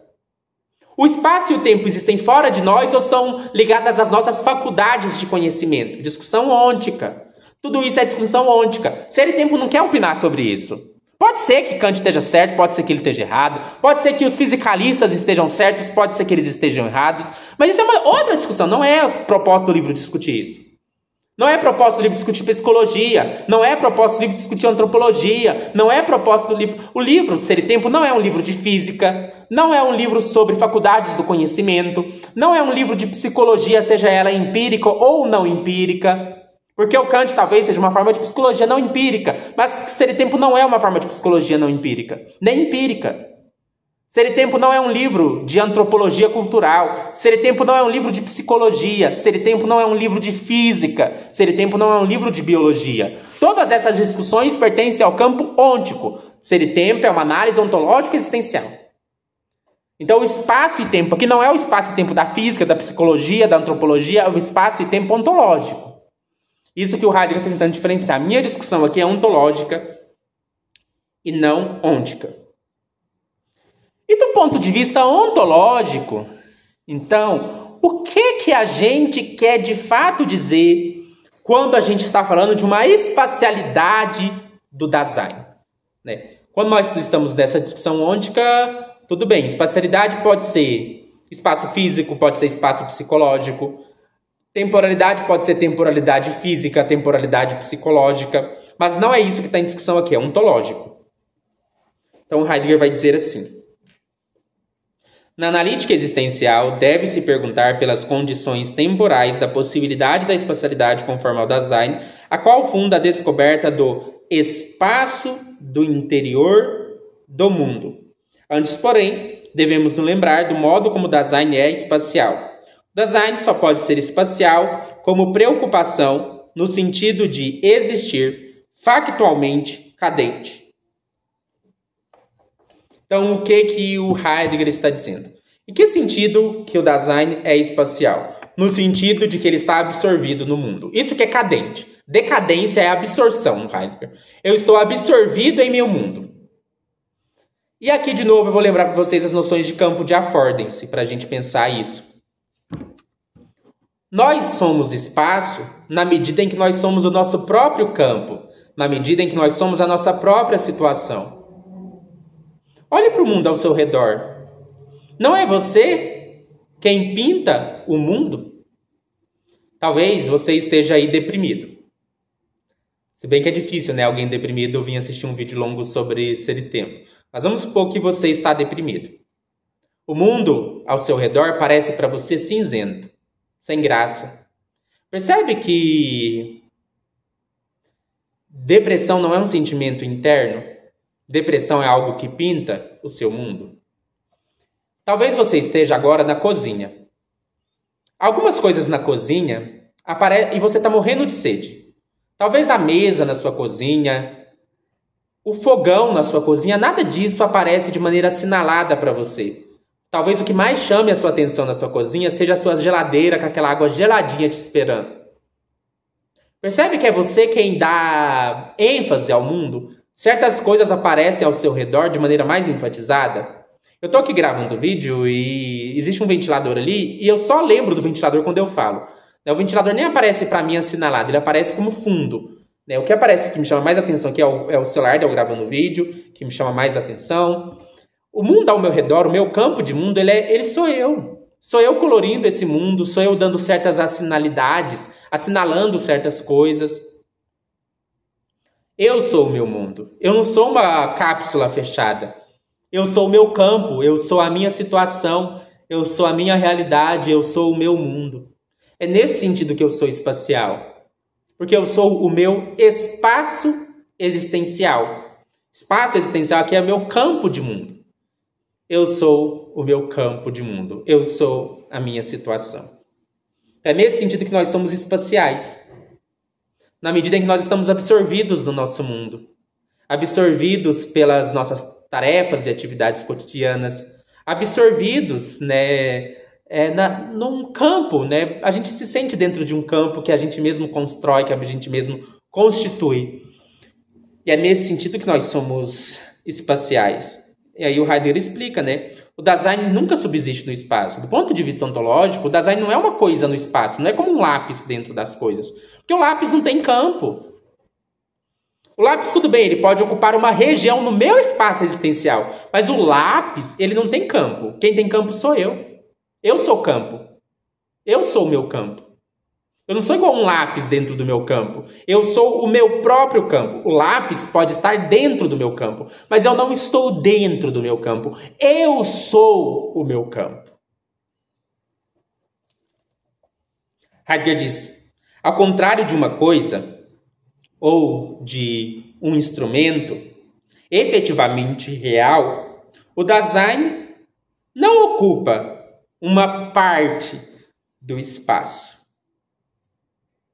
De modo que seus limites em relação ao espaço circundante nunca são uma determinação espacial do espaço ele mesmo. Experimente você como seu campo agora. Pode ser que num primeiro momento você pense você dentro do seu campo, mas percebe que o seu campo é o horizonte aberto diante de você? Você não está dentro desse espaço. Você é esse campo. Você é o seu campo. O ventilador, o celular, tudo isso está dentro do meu campo, mas eu não estou dentro do meu campo. Eu sou o meu campo. Heidegger diz, o Dasein não é de modo algum um subsistente na porção de espaço ocupada por seu corpo próprio. Existindo, ele já arrumou cada vez para si um espaço de jogo. Então, o que o Heidegger vai dizer? No Dasein, de modo algum, é um subsistente. Porque, assim, se a gente pensar do campo ôntico, para aqueles que estão... Você é um fisicalista. O que você acha? Eu tenho um corpo físico que está dentro do espaço do universo físico. Só que na discussão ontológica isso não faz sentido. A gente faz uma distinção na fenomenologia entre corpo físico e corpo próprio. O que é o corpo próprio? É o corpo vivido. É o seu Leib, seu corpo vivido, não o seu corpus, é o seu corpo vivido. Eu vivencio o meu corpo da mesma maneira que eu vivencio o lápis? Não é a mesma maneira. Esse corpo aqui meu, que eu sinto, que eu toco, que eu vivo, que eu experimento, esse corpo não é físico. Tudo bem, eu posso representar, aqui eu estou olhando para a minha mão, representar a minha mão como uma coisa física. Mas essa mão, como uma coisa física, pode até, do ponto de vista, se você está fazendo biologia, pode até ser semelhante ao lápis. Quem já fez anatomia sabe a diferença. Né? Por exemplo, eu já fiz anatomia na psicologia. Você vai para o laboratório de anatomia, você vai ter contato com os corpos, né, os corpos que ficam lá para você estudar anatomia. Esses corpos são de pessoas que não estão vivas mais, obviamente. Só que é até interessante, porque na anatomia a gente chama esses corpos de peças. E chamar esse corpo de peça é muito interessante, porque significa que o corpo da anatomia, você vivencia ele de um jeito igual ao corpo do lápis. Assim é um corpo físico. Só que o corpo vivo de uma pessoa não é igual... Você não chama de peça. Eu não falo assim, isso aqui é uma peça. O jeito que você vivencia isso daqui, essa carne viva, é outra. É por isso que o Michel Henry, que é um fenomenólogo, ele vai distinguir o corpo objetivo, que é o corpo físico, igual o cadáver lá da anatomia, e o corpo como carne. O corpo como carne não é físico, no mesmo sentido que o corpo lá da anatomia. Não é uma peça do mundo. É um corpo vivo. É um corpo que é experiência. É um corpo que é vivência. O corpo físico pode até ser igual ao cadáver, que ele esteja ocupando um lugar físico. Pode até ser que alguém possa olhar para o seu corpo como um corpo físico, como uma mera peça. Por exemplo, uma pessoa que faz sexo sem se importar com a outra, ela pode estar se relacionando com o corpo físico. Nesse caso, ela não é muito diferente da necrofilia, né? Sem querer fazer juízo moral aqui, é só pra gente comparar.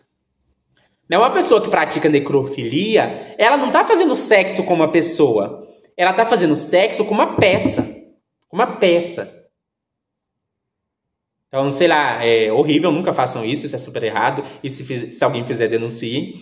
Mas se um necrófilo invade um laboratório de anatomia e faz sexo com um cadáver lá da anatomia, ele não está fazendo sexo com uma pessoa, ele está fazendo sexo com uma peça.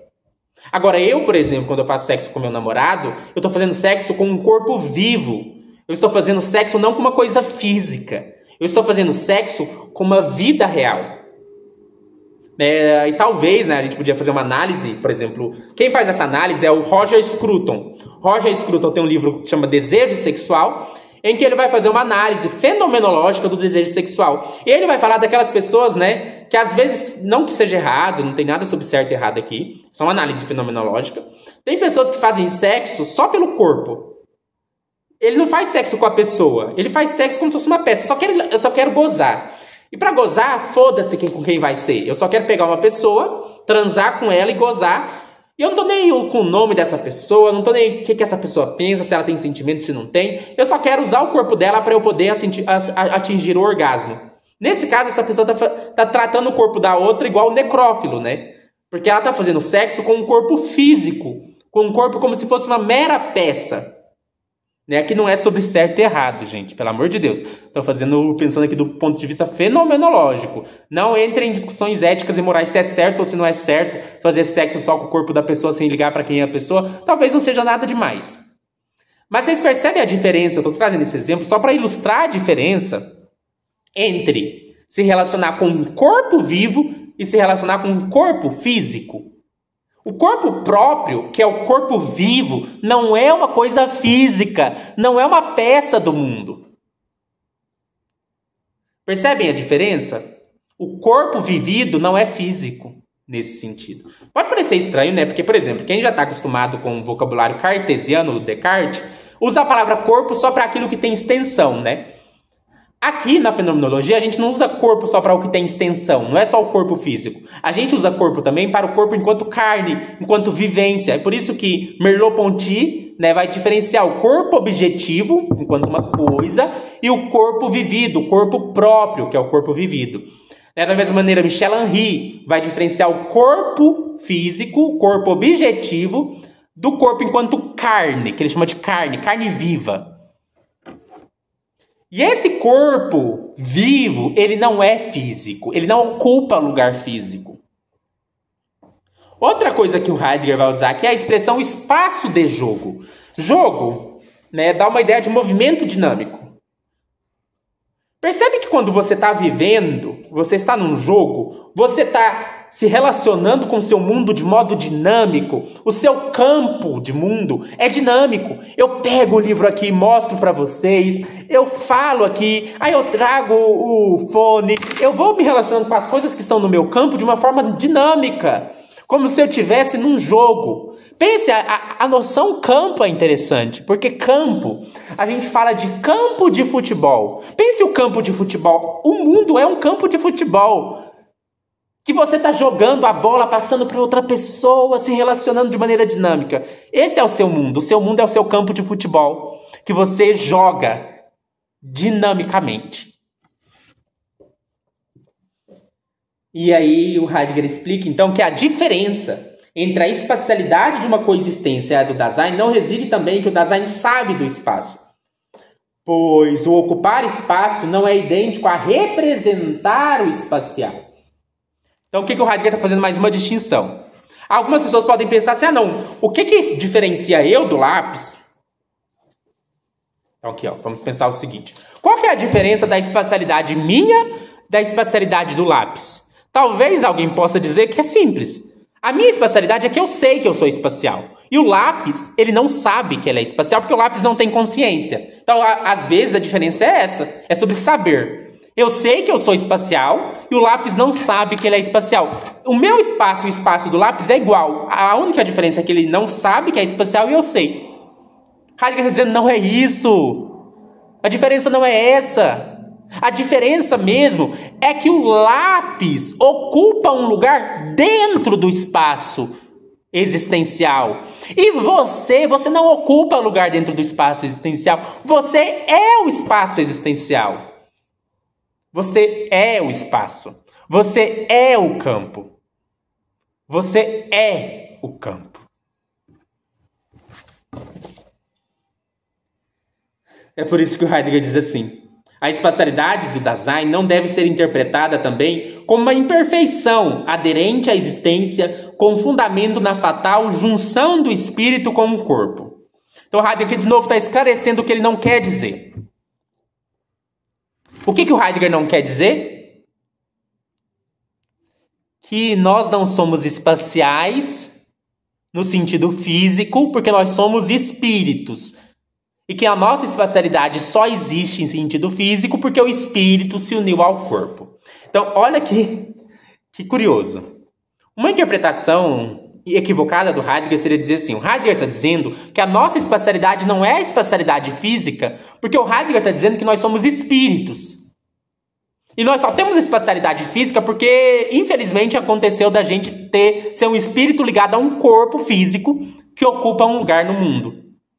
De novo, essa é uma discussão ôntica, não ontológica.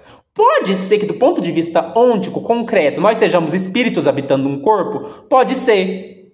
Mas não é sobre isso que é ser e tempo. Então percebe o que o Heidegger está fazendo? Ele está delimitando a sua análise. E como que o Heidegger responde a essa coisa de nós não termos que ser concebidos como espíritos em um corpo? Heidegger diz, ao contrário, o Dasein, por ser espiritual, e aqui o Heidegger usa espiritual entre aspas, eu vou explicar por quê, e somente por isso, ou seja, só porque o Dasein é espiritual, que ele pode ser espacial, de um modo que é essencialmente impossível a uma coisa corporal extensa. Que a pessoa, vamos chamar aqui, a pessoa que acredita em corpo e alma, de dualista, só para facilitar. Eu sei que nem todo mundo que acredita em corpo e alma é dualista, mas vamos pensar que a pessoa que acredita que a gente é um corpo físico unido a uma alma espiritual é o dualista. Então ele pensa que tem um corpo físico e a alma espiritual. O corpo físico é espacial, a alma não é espacial. Então a gente só se torna espacial porque a alma se une ao corpo físico, e aí a gente sim pode ser espacial. O que o Heidegger está dizendo? A gente só é espacial porque a gente não é físico. Então, Heidegger usou a expressão espiritual entre aspas, não para falar de espiritual no sentido de alma, mas para falar daquilo que não é físico. É só porque a gente não é físico que a gente pode ser espacial, em sentido existencial. Percebe? É só porque a gente não é físico porque a gente pode ser espacial. Porque se a gente fosse físico, a gente não seria espacial. No sentido fundamental da palavra. No sentido ontológico. A gente seria espacialmente físico. Nós teríamos espaço físico, mas nós não seríamos espaciais. O lápis tem espaço, mas ele não é espaço. O lápis não é espacial. O lápis está no espaço. Percebe a diferença? Vamos dizer assim, você ser o seu espaço é ser espaço, é ser espacial. Você estar dentro do espaço não é ser espacial, é só estar no espaço. Nesse sentido, as coisas físicas não são espaciais, no sentido de serem o seu próprio espaço. As coisas físicas, elas estão no espaço, elas estão dentro do espaço, mas elas não são espaciais. Nós somos espaciais. Porque a gente não está dentro do mundo físico. Se a gente estivesse dentro do mundo físico, a gente estaria no espaço assim como o lápis está no espaço, mas a gente não seria espacial. Eu só sou espacial porque eu sou o espaço. Eu sou o espaço. É isso que o Heidegger quer dizer aqui. Então, o que o Heidegger fez? Ele diferenciou uma discussão ontológica de uma discussão ôntica. Discussões ônticas, então aqui a gente tem mais uma agora, né? Primeira discussão ôntica. O ser humano está dentro do espaço físico e do tempo físico ou não? Isso é discussão ôntica. Segunda discussão ôntica. Espaço e tempo são formas da sensibilidade ou são determinações objetivas da coisa em si? Discussão ôntica. Espaço e tempo só existem porque nós somos corpo unida a uma alma ou não? Discussão ôntica. O que é discussão existencial? Em que sentido a existência humana é seu próprio campo de existência? Em que sentido a existência humana é seu próprio horizonte de existência? Em que sentido a existência humana é seu próprio espaço existencial? Em que sentido nós somos o nosso próprio campo de vivência?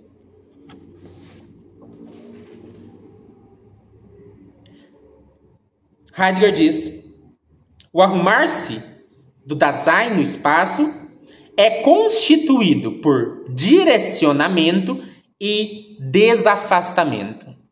Aqui é um conceito que o Heidegger já havia discutido na primeira sessão de Ser e Tempo, que é o conceito de desafastamento direcional, e é esse conceito que vai explicar para nós como o Dasein constitui espaço. O conceito de desafastamento direcional tem a ver com esse jogo pela qual nós constituímos o nosso espaço. Então vamos supor aqui, eu quero usar esse lápis para escrever. O que eu faço se eu quero usar um lápis para escrever? Eu me direciono a ele e eu trago ele para perto de mim. Então vamos supor, o lápis está ali. Vamos supor que o lápis está numa... Vou colocar ele aqui assim. Vamos supor que o lápis está guardado aqui. Aqui é a minha estante, ele fica guardado. O que eu vou fazer? Preciso escrever. Eu vou me direcionar ao lápis e vou trazer ele para perto de mim. Nesse caso aqui que eu ilustrei para vocês é mais explícito, né? Porque realmente o lápis estava longe e eu trago ele para perto. Mas nem sempre precisa ser trazer para perto no sentido de diminuir a distância em termos de metros. Então, por exemplo, quando eu pego o meu celular e eu ligo para uma pessoa, eu não teletransporto a pessoa aqui para perto de mim fisicamente. Mas eu me aproximo da pessoa, eu me direciono à pessoa. Então, eu estou conversando aqui no telefone, oi, tudo bem? Eu acabei de trazer a pessoa para perto de mim, né? Ela não se teletransportou aqui, mas ela está diante de mim. Ela está aqui me ouvindo, eu estou falando com ela e eu estou me direcionando a ela. Ainda que ela esteja do outro lado do planeta. Então, aqui não é espaço físico. Então, esse desafastamento direcional é trazer as coisas para perto de você no sentido de se direcionar a elas. De diminuir a distância entre você e ela, que pode ser não trazendo a pessoa fisicamente ou a coisa fisicamente para perto de você. Né? Então, quando eu ligo para uma pessoa, eu converso com uma pessoa, pode ser que eu estou conversando com alguém que está lá na França. E aí, como é que tá as Olimpíadas aí? Eu acabei de trazer a pessoa para perto de mim, em sentido existencial, e eu acabei de me direcionar para ela. E é assim que a gente constrói o nosso espaço. É isso que é construir espaço existencial. É assim que a gente constitui o nosso campo. Se direcionando para certas coisas, trazendo certas coisas, pessoas para perto de nós. Não no sentido literal, físico, né? Mas no sentido de nos aproximarmos daquilo que a gente está se oferecendo a nós.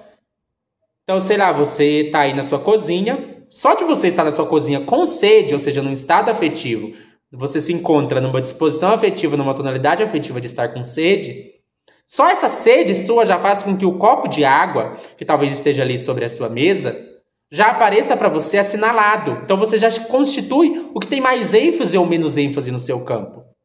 E aí você se direciona para o copo de água, aproxima o copo de água de você e bebe aquela água. É assim que você constitui o seu espaço. Pelo desafastamento direcional. Então, o Heidegger vai, além de falar dessa questão do direcionamento e do desafastamento, ele vai discutir, então, o que seria o sentido ontológico do acoplamento de espaço e tempo. E que sentido, né? A gente pode falar igual na física, nós podemos falar na análise existencial, de um espaço-tempo com hífen. Que sentido espaço e tempo estão juntos? O que é tempo? O que eu falei que é tempo? É se lançar em possibilidades, é se temporalizar. É o movimento temporal da existência. Percebe que quando eu faço isso daqui, né, eu me lanço numa possibilidade. Qual que é a possibilidade? Fazer uso do lápis. Então eu me projeto nessa possibilidade, eu trago o lápis para perto de mim, eu me movimento em direção ao lápis. Tudo isso eu estou cuidando de ser quem eu sou. Cuidando de ser quem eu sou, eu me movimento temporalmente. E é movimentando temporalmente que eu constituo espaço. Percebe que espaço existencial e temporalidade caminham juntas, estão acopladas nesse sentido. E é por isso que o Heidegger, então, diz assim: pertence à arrumação do Dasein no espaço o descobrir que se direciona de algo assim como a região. Então, o que o Heidegger está falando aqui? Esse movimento existencial, que é ao mesmo tempo temporal e ao mesmo tempo espacial, ele se direciona a uma região. Ele envolve, então, portanto, assinalar uma dada região do meu campo existencial. E o que o Heidegger diz aqui? E ele permite, portanto, que eu arrume espaço. Arrumar espaço, arranjar espaço, se espacializar.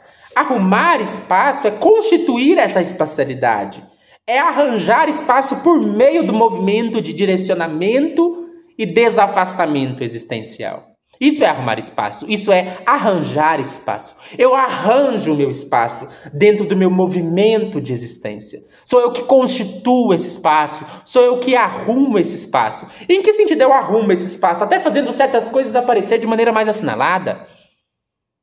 Fazer com que certas regiões do espaço apareçam de modo mais assinalado.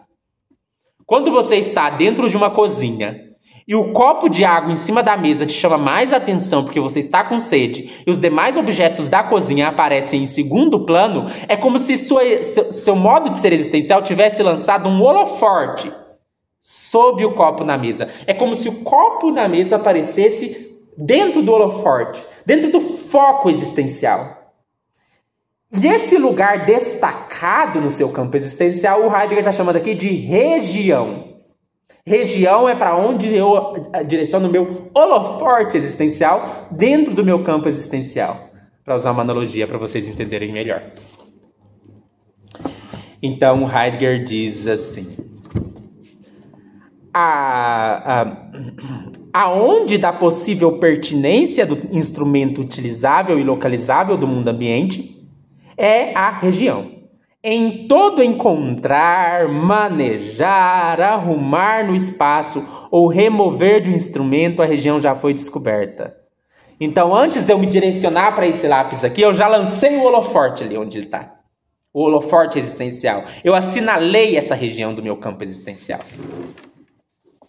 E é isso, é uma pertinência, é a região pertinente em que algo aparece para mim como pertinente para que no momento eu faça uso disso.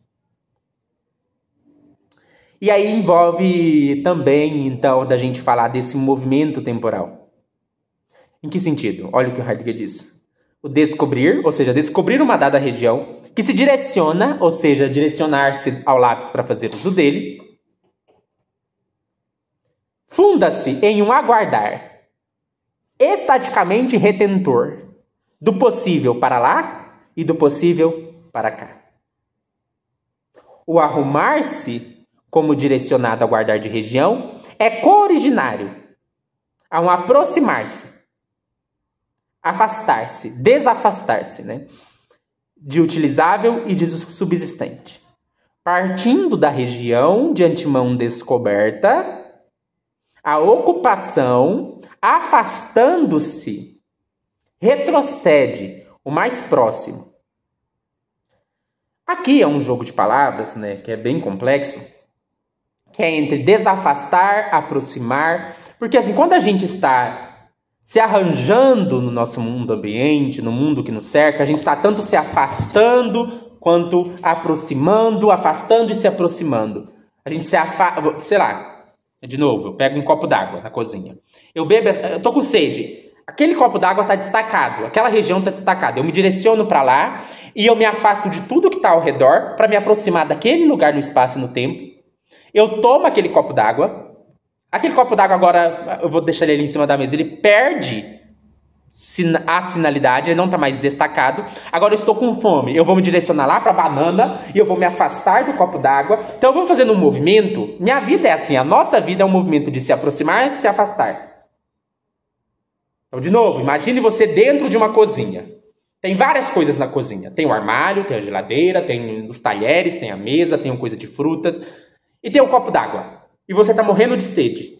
Tudo que está ao seu redor vai para o fundo. E o copo d'água aparece assinalado.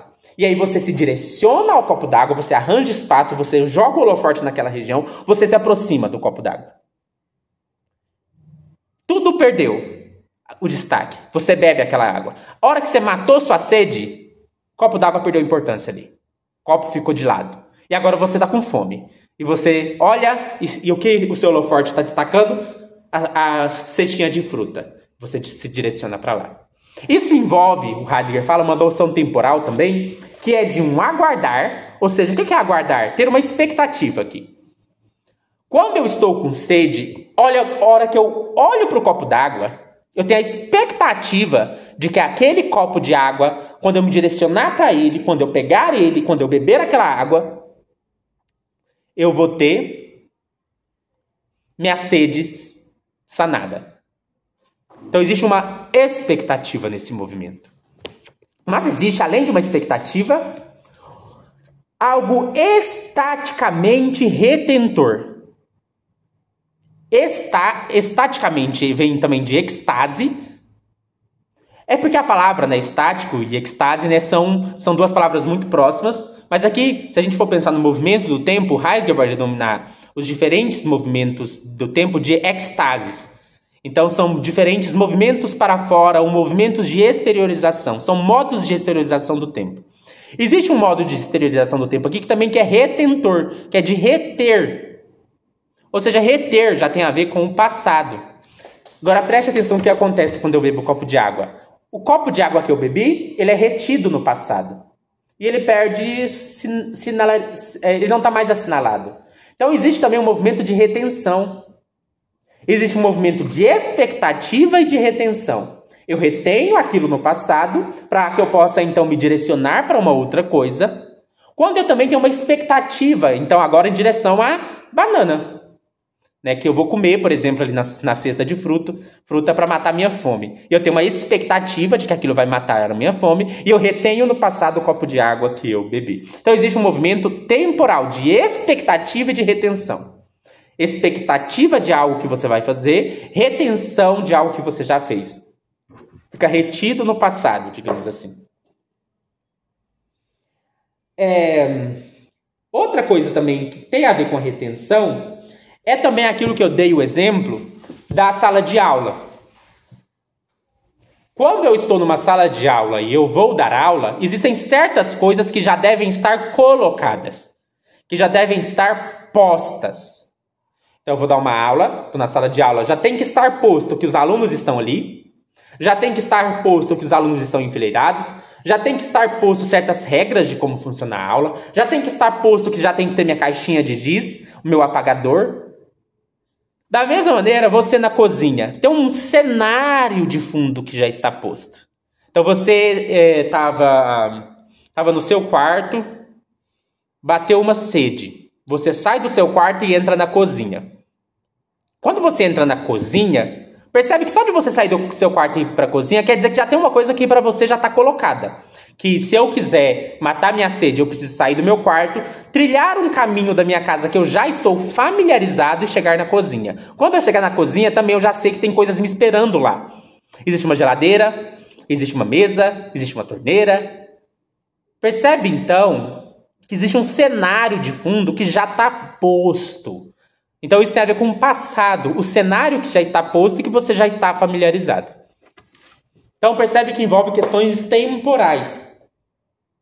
Então esse elemento que já está posto, ligado ao passado, Heidegger também vai falar de partir de uma região descoberta de antemão. Ou seja, é como, né, se a gente partisse de algo que já está posto, de um cenário que já está dado. E isso vai envolver, então, esse retroceder ao mais próximo, ou seja, você se direcionar àquilo que está mais próximo. E o que é direcionar-se àquilo que está mais próximo? É trazer aquilo para você. É se aproximar daquilo e trazer para você, para que você se disponha daquilo. É por isso que o Heidegger vai dizer assim, que a aproximação e, de igual maneira, a apreciação e a mediação e a medição das distâncias no âmbito do desafastado subsistente do interior do mundo fundam-se numa presencização. Ou seja, esse movimento de desafastamento direcional também é tornar presente, é trazer para você, para que você faça uso dele, para que você disponha dele. Percebe então que agora nós temos os 3 momentos, ou as 3 extases do tempo. Nós temos a expectativa, então vamos pensar de novo no copo de água que vai matar minha sede. Eu tenho a expectativa, eu espero que esse copo de água mate a minha sede. Eu tenho o passado, então eu tenho o futuro, aí minha expectativa é o futuro. Eu tenho o passado, ou seja, o cenário da cozinha que já está colocado. E eu tenho o presente, porque eu torno esse copo de água presente para mim, para que ele mate a minha sede.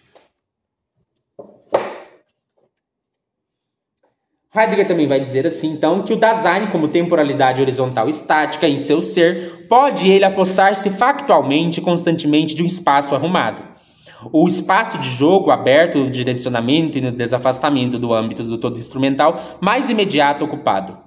Na aproximação que possibilita o manejo e o ser ocupado, que na coisa se absorve, anuncia-se, ou seja, quando eu estou fazendo uso de um lápis, eu me absorvo nessa tarefa. Eu estou aqui gravando o vídeo para vocês, né? Eu estou tão absorvido aqui que eu acho que o vídeo está ficando até um pouco longo, então eu preciso correr um pouquinho mais para o vídeo não ficar tão longo assim. Tanto que esse movimento envolve um esquecimento. Percebe? Eu esqueci de tudo e estou focado aqui, absorvido no vídeo, né? O Heidegger fala, né? Interessante como a própria vivência aqui ilustra o que o Heidegger está falando. Ele fala assim... na aproximação que possibilita o manejo, o ser ocupado que na coisa se absorve, anuncia-se a estrutura essencial da preocupação, o decair. Decair, entenda, o se absorver. Sua constituição existencial e temporal caracteriza-se em que nela, e por isso também na aproximação fundada no presenciar, o esquecimento que aguarda salta atrás do presente. Então... né, eu me salto em tornar presente o que eu estou fazendo aqui, que é me absorver nessa tarefa aqui de gravar o vídeo para vocês. E na presenciação aproximante de algo de lá para cá, o presenciar-se se perde esquecendo lá. Então eu esqueço de tudo mais e me absorvo completamente na tarefa. Então existe essa coisa também que o Heidegger coloca, né, do possível para lá, do possível para cá. Todos os elementos temporais para a gente pensar esse movimento em que eu me afasto de certas atividades, foco nas outras atividades, considero elementos destacados do meu campo de mundo. Aí o Heidegger, né, para finalizar o parágrafo 70, ele só vai mencionar uma coisa importante, é que a gente usa muito noções espaciais, né, na nossa linguagem. Então, sei lá, eu penso os pronomes eu, tu, eles, né, como pronomes espaciais. Eu, o que está bem mais próximo de mim, eu mesmo. Você, que é o que está o segundo mais próximo, e ele, que é o que está mais distante. Então eu sempre penso, a própria linguagem é constituída por metáforas espaciais, né? Então eu penso, o eu é aquele que está aqui. O você é aquele que está lá. E o ele é aquele que está ali, né? Eu não sei qual que dá mais distância, né? Mas o que for mais distante é o que se aplica ao ele. Né? Então, por que na linguagem a gente usa tantas metáforas espaciais, né? O Heidegger menciona, né, que somente sobre o fundamento da temporalidade estática horizontal é possível a irrupção do Dasein no espaço. O mundo não é subsistente no espaço e este somente se deixa descobrir, contudo, no interior de um mundo. E ele vai falar que existe, nas nossas articulações linguísticas, né, essa precedência do espacial nas articulações de significações e conceitos, que não tem seu fundamento em um específico poder do espaço, mas um modo de ser do Dasein.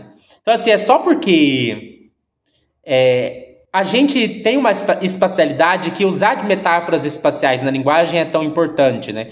Porque a gente está absorvido no nosso espaço existencial. Então, isso aqui é só uma nota final, né? Só para o Heidegger comentar o modo como essa questão de noções espaciais aparece na nossa linguagem. E às vezes, como mesmo que a espacialidade, né, essa absorção que a gente tem do nosso campo, faça parecer que a espacialidade é um tanto independente da temporalidade, isso só se dá, né, na medida em que a gente está tão absorvido no nosso espaço existencial que a gente nem percebe o quanto essa espacialidade se fundamenta na temporalização. Então agora nós vamos para o parágrafo de número 71, em que Heidegger vai discutir o sentido temporal da cotidianidade do Dasein. Cotidianidade se refere ao modo como nós estamos sendo na maioria das vezes, né? Que é o que eu comentei no começo do vídeo, aquele modo de ser do eterno retorno, ou seja, do nosso dia a dia, que é sempre uma repetição do dia anterior, é a nossa vida cotidiana, não tem aqui nenhum juízo moral, né? Esse modo como a gente está sendo na maioria do tempo é o que o Heidegger vai chamar de cotidianidade. E aí a cotidianidade, o Heidegger fala dela como sendo aquilo do pronto e no mais das vezes. Do pronto em que sentido? Né? Cotidianidade é o de pronto, no sentido de que é o modo como o Dasein é manifesto no ser com o outro, na publicidade. O que é publicidade? Né? Eu tenho uma maneira de me relacionar com as outras pessoas que é ser aquilo que já está posto, que já está colocado no mundo comum. A gente geralmente cumpre certas normas sociais, certos modos de ser. Claro que isso é uma questão da manifestação ôntica, da publicidade, mas eu sou aquilo que já está colocado no público. E também do mais das vezes, né, porque é o modo como o Dasein se mostra a todos em regra. É claro que nem sempre, pode ser que um dia seja diferente do outro, acontecer alguma coisa imprevisto, pode ser, mas até essas coisas que, entre aspas, imprevistos acontecem, muitas vezes são coisas que já estão esperadas que vão acontecer. Então hoje, por exemplo, quinta-feira, ao invés de ficar na faculdade estudando, eu decidi sair com meus amigos para ir no cinema. É uma coisa que pode acontecer de vez ou outra e que também já está esperado que às vezes aconteça, né?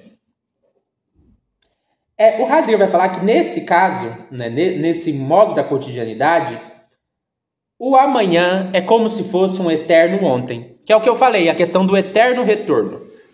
Aqui não é eterno retorno no mesmo sentido que o Nietzsche usa, obviamente, mas é eterno retorno em que sentido? Cada dia da minha vida é como se fosse o eterno retorno do dia anterior. Às vezes não necessariamente dia, como 24 horas, porque assim, eu tenho uma rotina que inclui coisas diferentes, né? Por exemplo, de segunda a sexta, eu costumo ir para a universidade.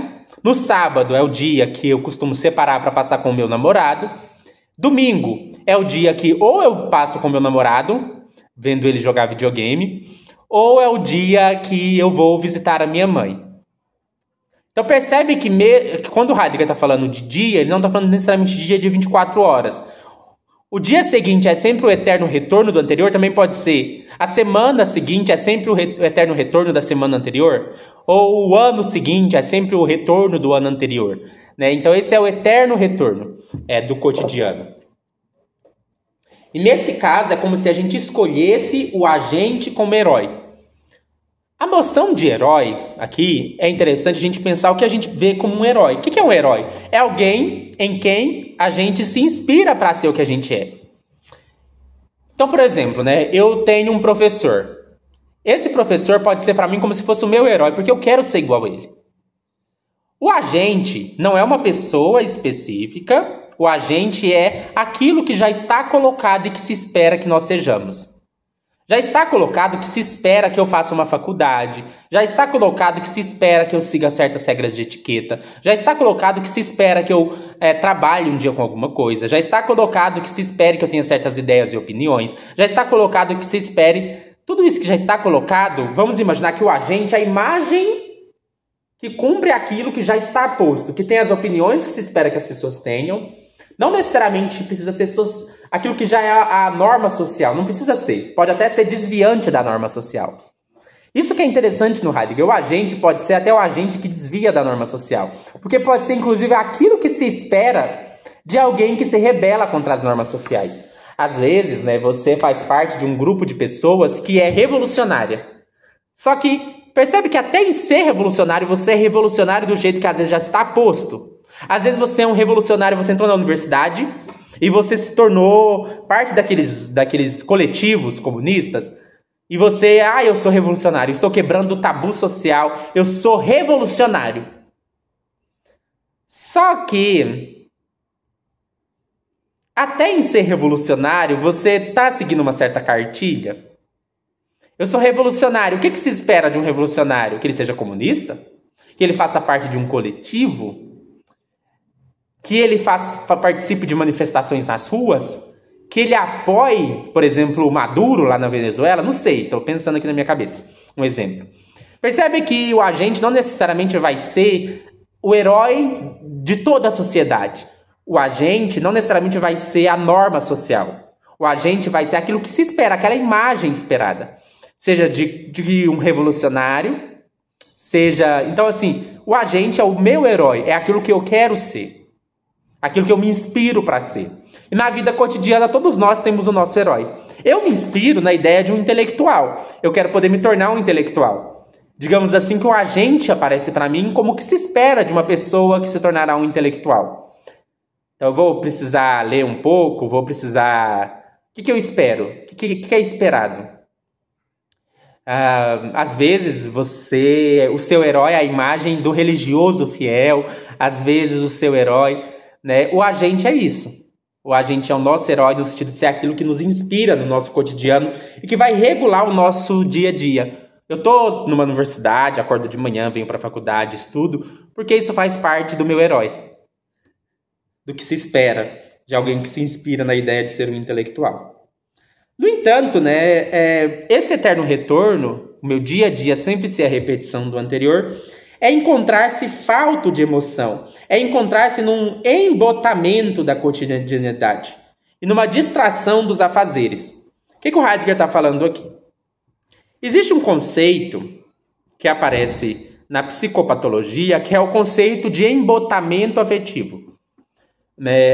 Às vezes, alguns quadros psicológicos, como alguns tipos de esquizofrenia, envolvem um certo embotamento afetivo, que é uma certa estagnação dos sentimentos. É como se você tivesse estagnado em relação ao que você sente. Então, sei lá, não tem a vida emocional é um movimento. Emoção, inclusive, a palavra emoção vem de moção, né? Que é um movimento. A vida emocional é um movimento. Se a sua vida emocional está estagnada, isso é um sinal ruim, né? Então, assim, se você está sempre feliz, se sempre está tudo bem, você nunca tem momentos de angústia, de tristeza, ansiedade, é estranho. Agora, se você também está sempre ansioso e nunca sente uma outra emoção, também é um problema. Então, o embotamento é quando você está estagnado emocionalmente. O Heidegger usa essa metáfora da psicopatologia para falar de embotamento, não no sentido psicológico, mas no sentido de que a nossa vida é um embotamento. Em que sentido? De que por mais que no nosso dia a dia a gente experimente flutuações emocionais, a gente fica triste, a gente fica alegre, é como se a nossa vida tivesse uma certa tranquilidade, porque sempre acontece o que já estava esperado de acontecer. Até as surpresas, até aquilo que é imprevisto, também estava, entre aspas, mais ou menos previsto que poderia acontecer. E é nesse sentido que não existe uma emoção. No sentido de que até as nossas flutuações emocionais são as flutuações emocionais já esperadas de se experienciar na vida cotidiana. Então a marca da cotidianidade é a tranquilidade, no sentido de que há uma estagnação, no sentido de que as coisas sempre são como são. Se vocês já leram a Bíblia, né, tem no livro de Eclesiastes, que é um livro muito interessante que aparece na Bíblia ali, que é provavelmente pós-exílico e tudo mais. No livro de Eclesiastes, o autor do livro de Eclesiastes, que se intitula O Pregador, né? O livro depois foi atribuído a Salomão, mas evidentemente não é de Salomão. Mas o pregador do livro, ele fala assim: tudo é vaidade. Por quê? Por que tudo é vaidade? Porque não há nada novo debaixo do sol. A palavra vaidade no hebraico ali não é vaidade no sentido de orgulho de si mesmo ou vaidade estética. A palavra vaidade no hebraico ali significa ilusão. A vida é ilusória. Por que é ilusória? Porque é sempre a mesma coisa. O sol nasce e depois se põe. A vida é um eterno retorno de repetição. Heidegger está falando aqui o que está no Eclesiastes, né? Eclesiastes, digamos assim, é um livro heideggeriano, porque Eclesiastes descreve o que é a vida cotidiana. A vida cotidiana é um nada novo debaixo do sol. E nesse sentido ela é estagnada. Heidegger fala que na vida a gente também se distrai nos nossos afazeres. Eu levanto, tomo meu café da manhã, vou para a academia, almoço, vou para a faculdade. Eu estou sempre distraído nos meus afazeres. Mas se eu estou distraído, eu estou distraído de alguma coisa que eu não quero entrar em contato. Percebem isso? Talvez entrar em contato com a minha angústia. Talvez entrar em contato com a minha liberdade. Talvez entrar em contato com questionar-me: será que essa vida que é um eterno retorno, eu autenticamente escolhi ela? Será que eu estou vivendo a minha vida ou estou vivendo a vida que colocaram para mim? E aí a gente se distrai, né, para não ter que entrar em contato com essas questões. Então, assim, o Heidegger vai falar: a existência pode também dominar, porém nunca extinguir o cotidiano num instante. Então, assim, a vida cotidiana nos domina. A vida cotidiana nos absorve. Só que ela nos absorve de tal maneira que ela faz com que a gente fique distraído de nós mesmos. A existência também pode nos dominar, mas não no mesmo sentido. A existência nos domina no sentido de nos convocar a nos responsabilizarmos por quem nós somos. E aí o Heidegger vai falar que o cotidiano envolve uma extensão temporal do Dasein, né? É a vida que a gente está vivendo, está sempre vivendo. Esse período de vida em que a gente está vivendo nesse eterno retorno, a gente fala de uma extensão temporal do Dasein. Não é extensão temporal no sentido do calendário, não é tipo assim, vou viver 70 anos, então minha extensão temporal é 70 anos. Não, é uma extensão temporal muito mais complexa, né? Que a gente não conta como dias e tal. Porque é um eterno retorno, é uma outra temporalidade, uma temporalidade de uma vivência. E é falando disso, né, que o Heidegger fecha o segundo capítulo. Na verdade, o segundo capítulo não, né? O quarto capítulo da segunda sessão de Ser e Tempo, discutindo então como a temporalidade se relaciona com a espacialidade, com o cotidiano, com as estruturas existenciais, com a decadência. É bem interessante essa sessão, eu acho muito interessante. Eu espero que vocês tenham gostado deste vídeo.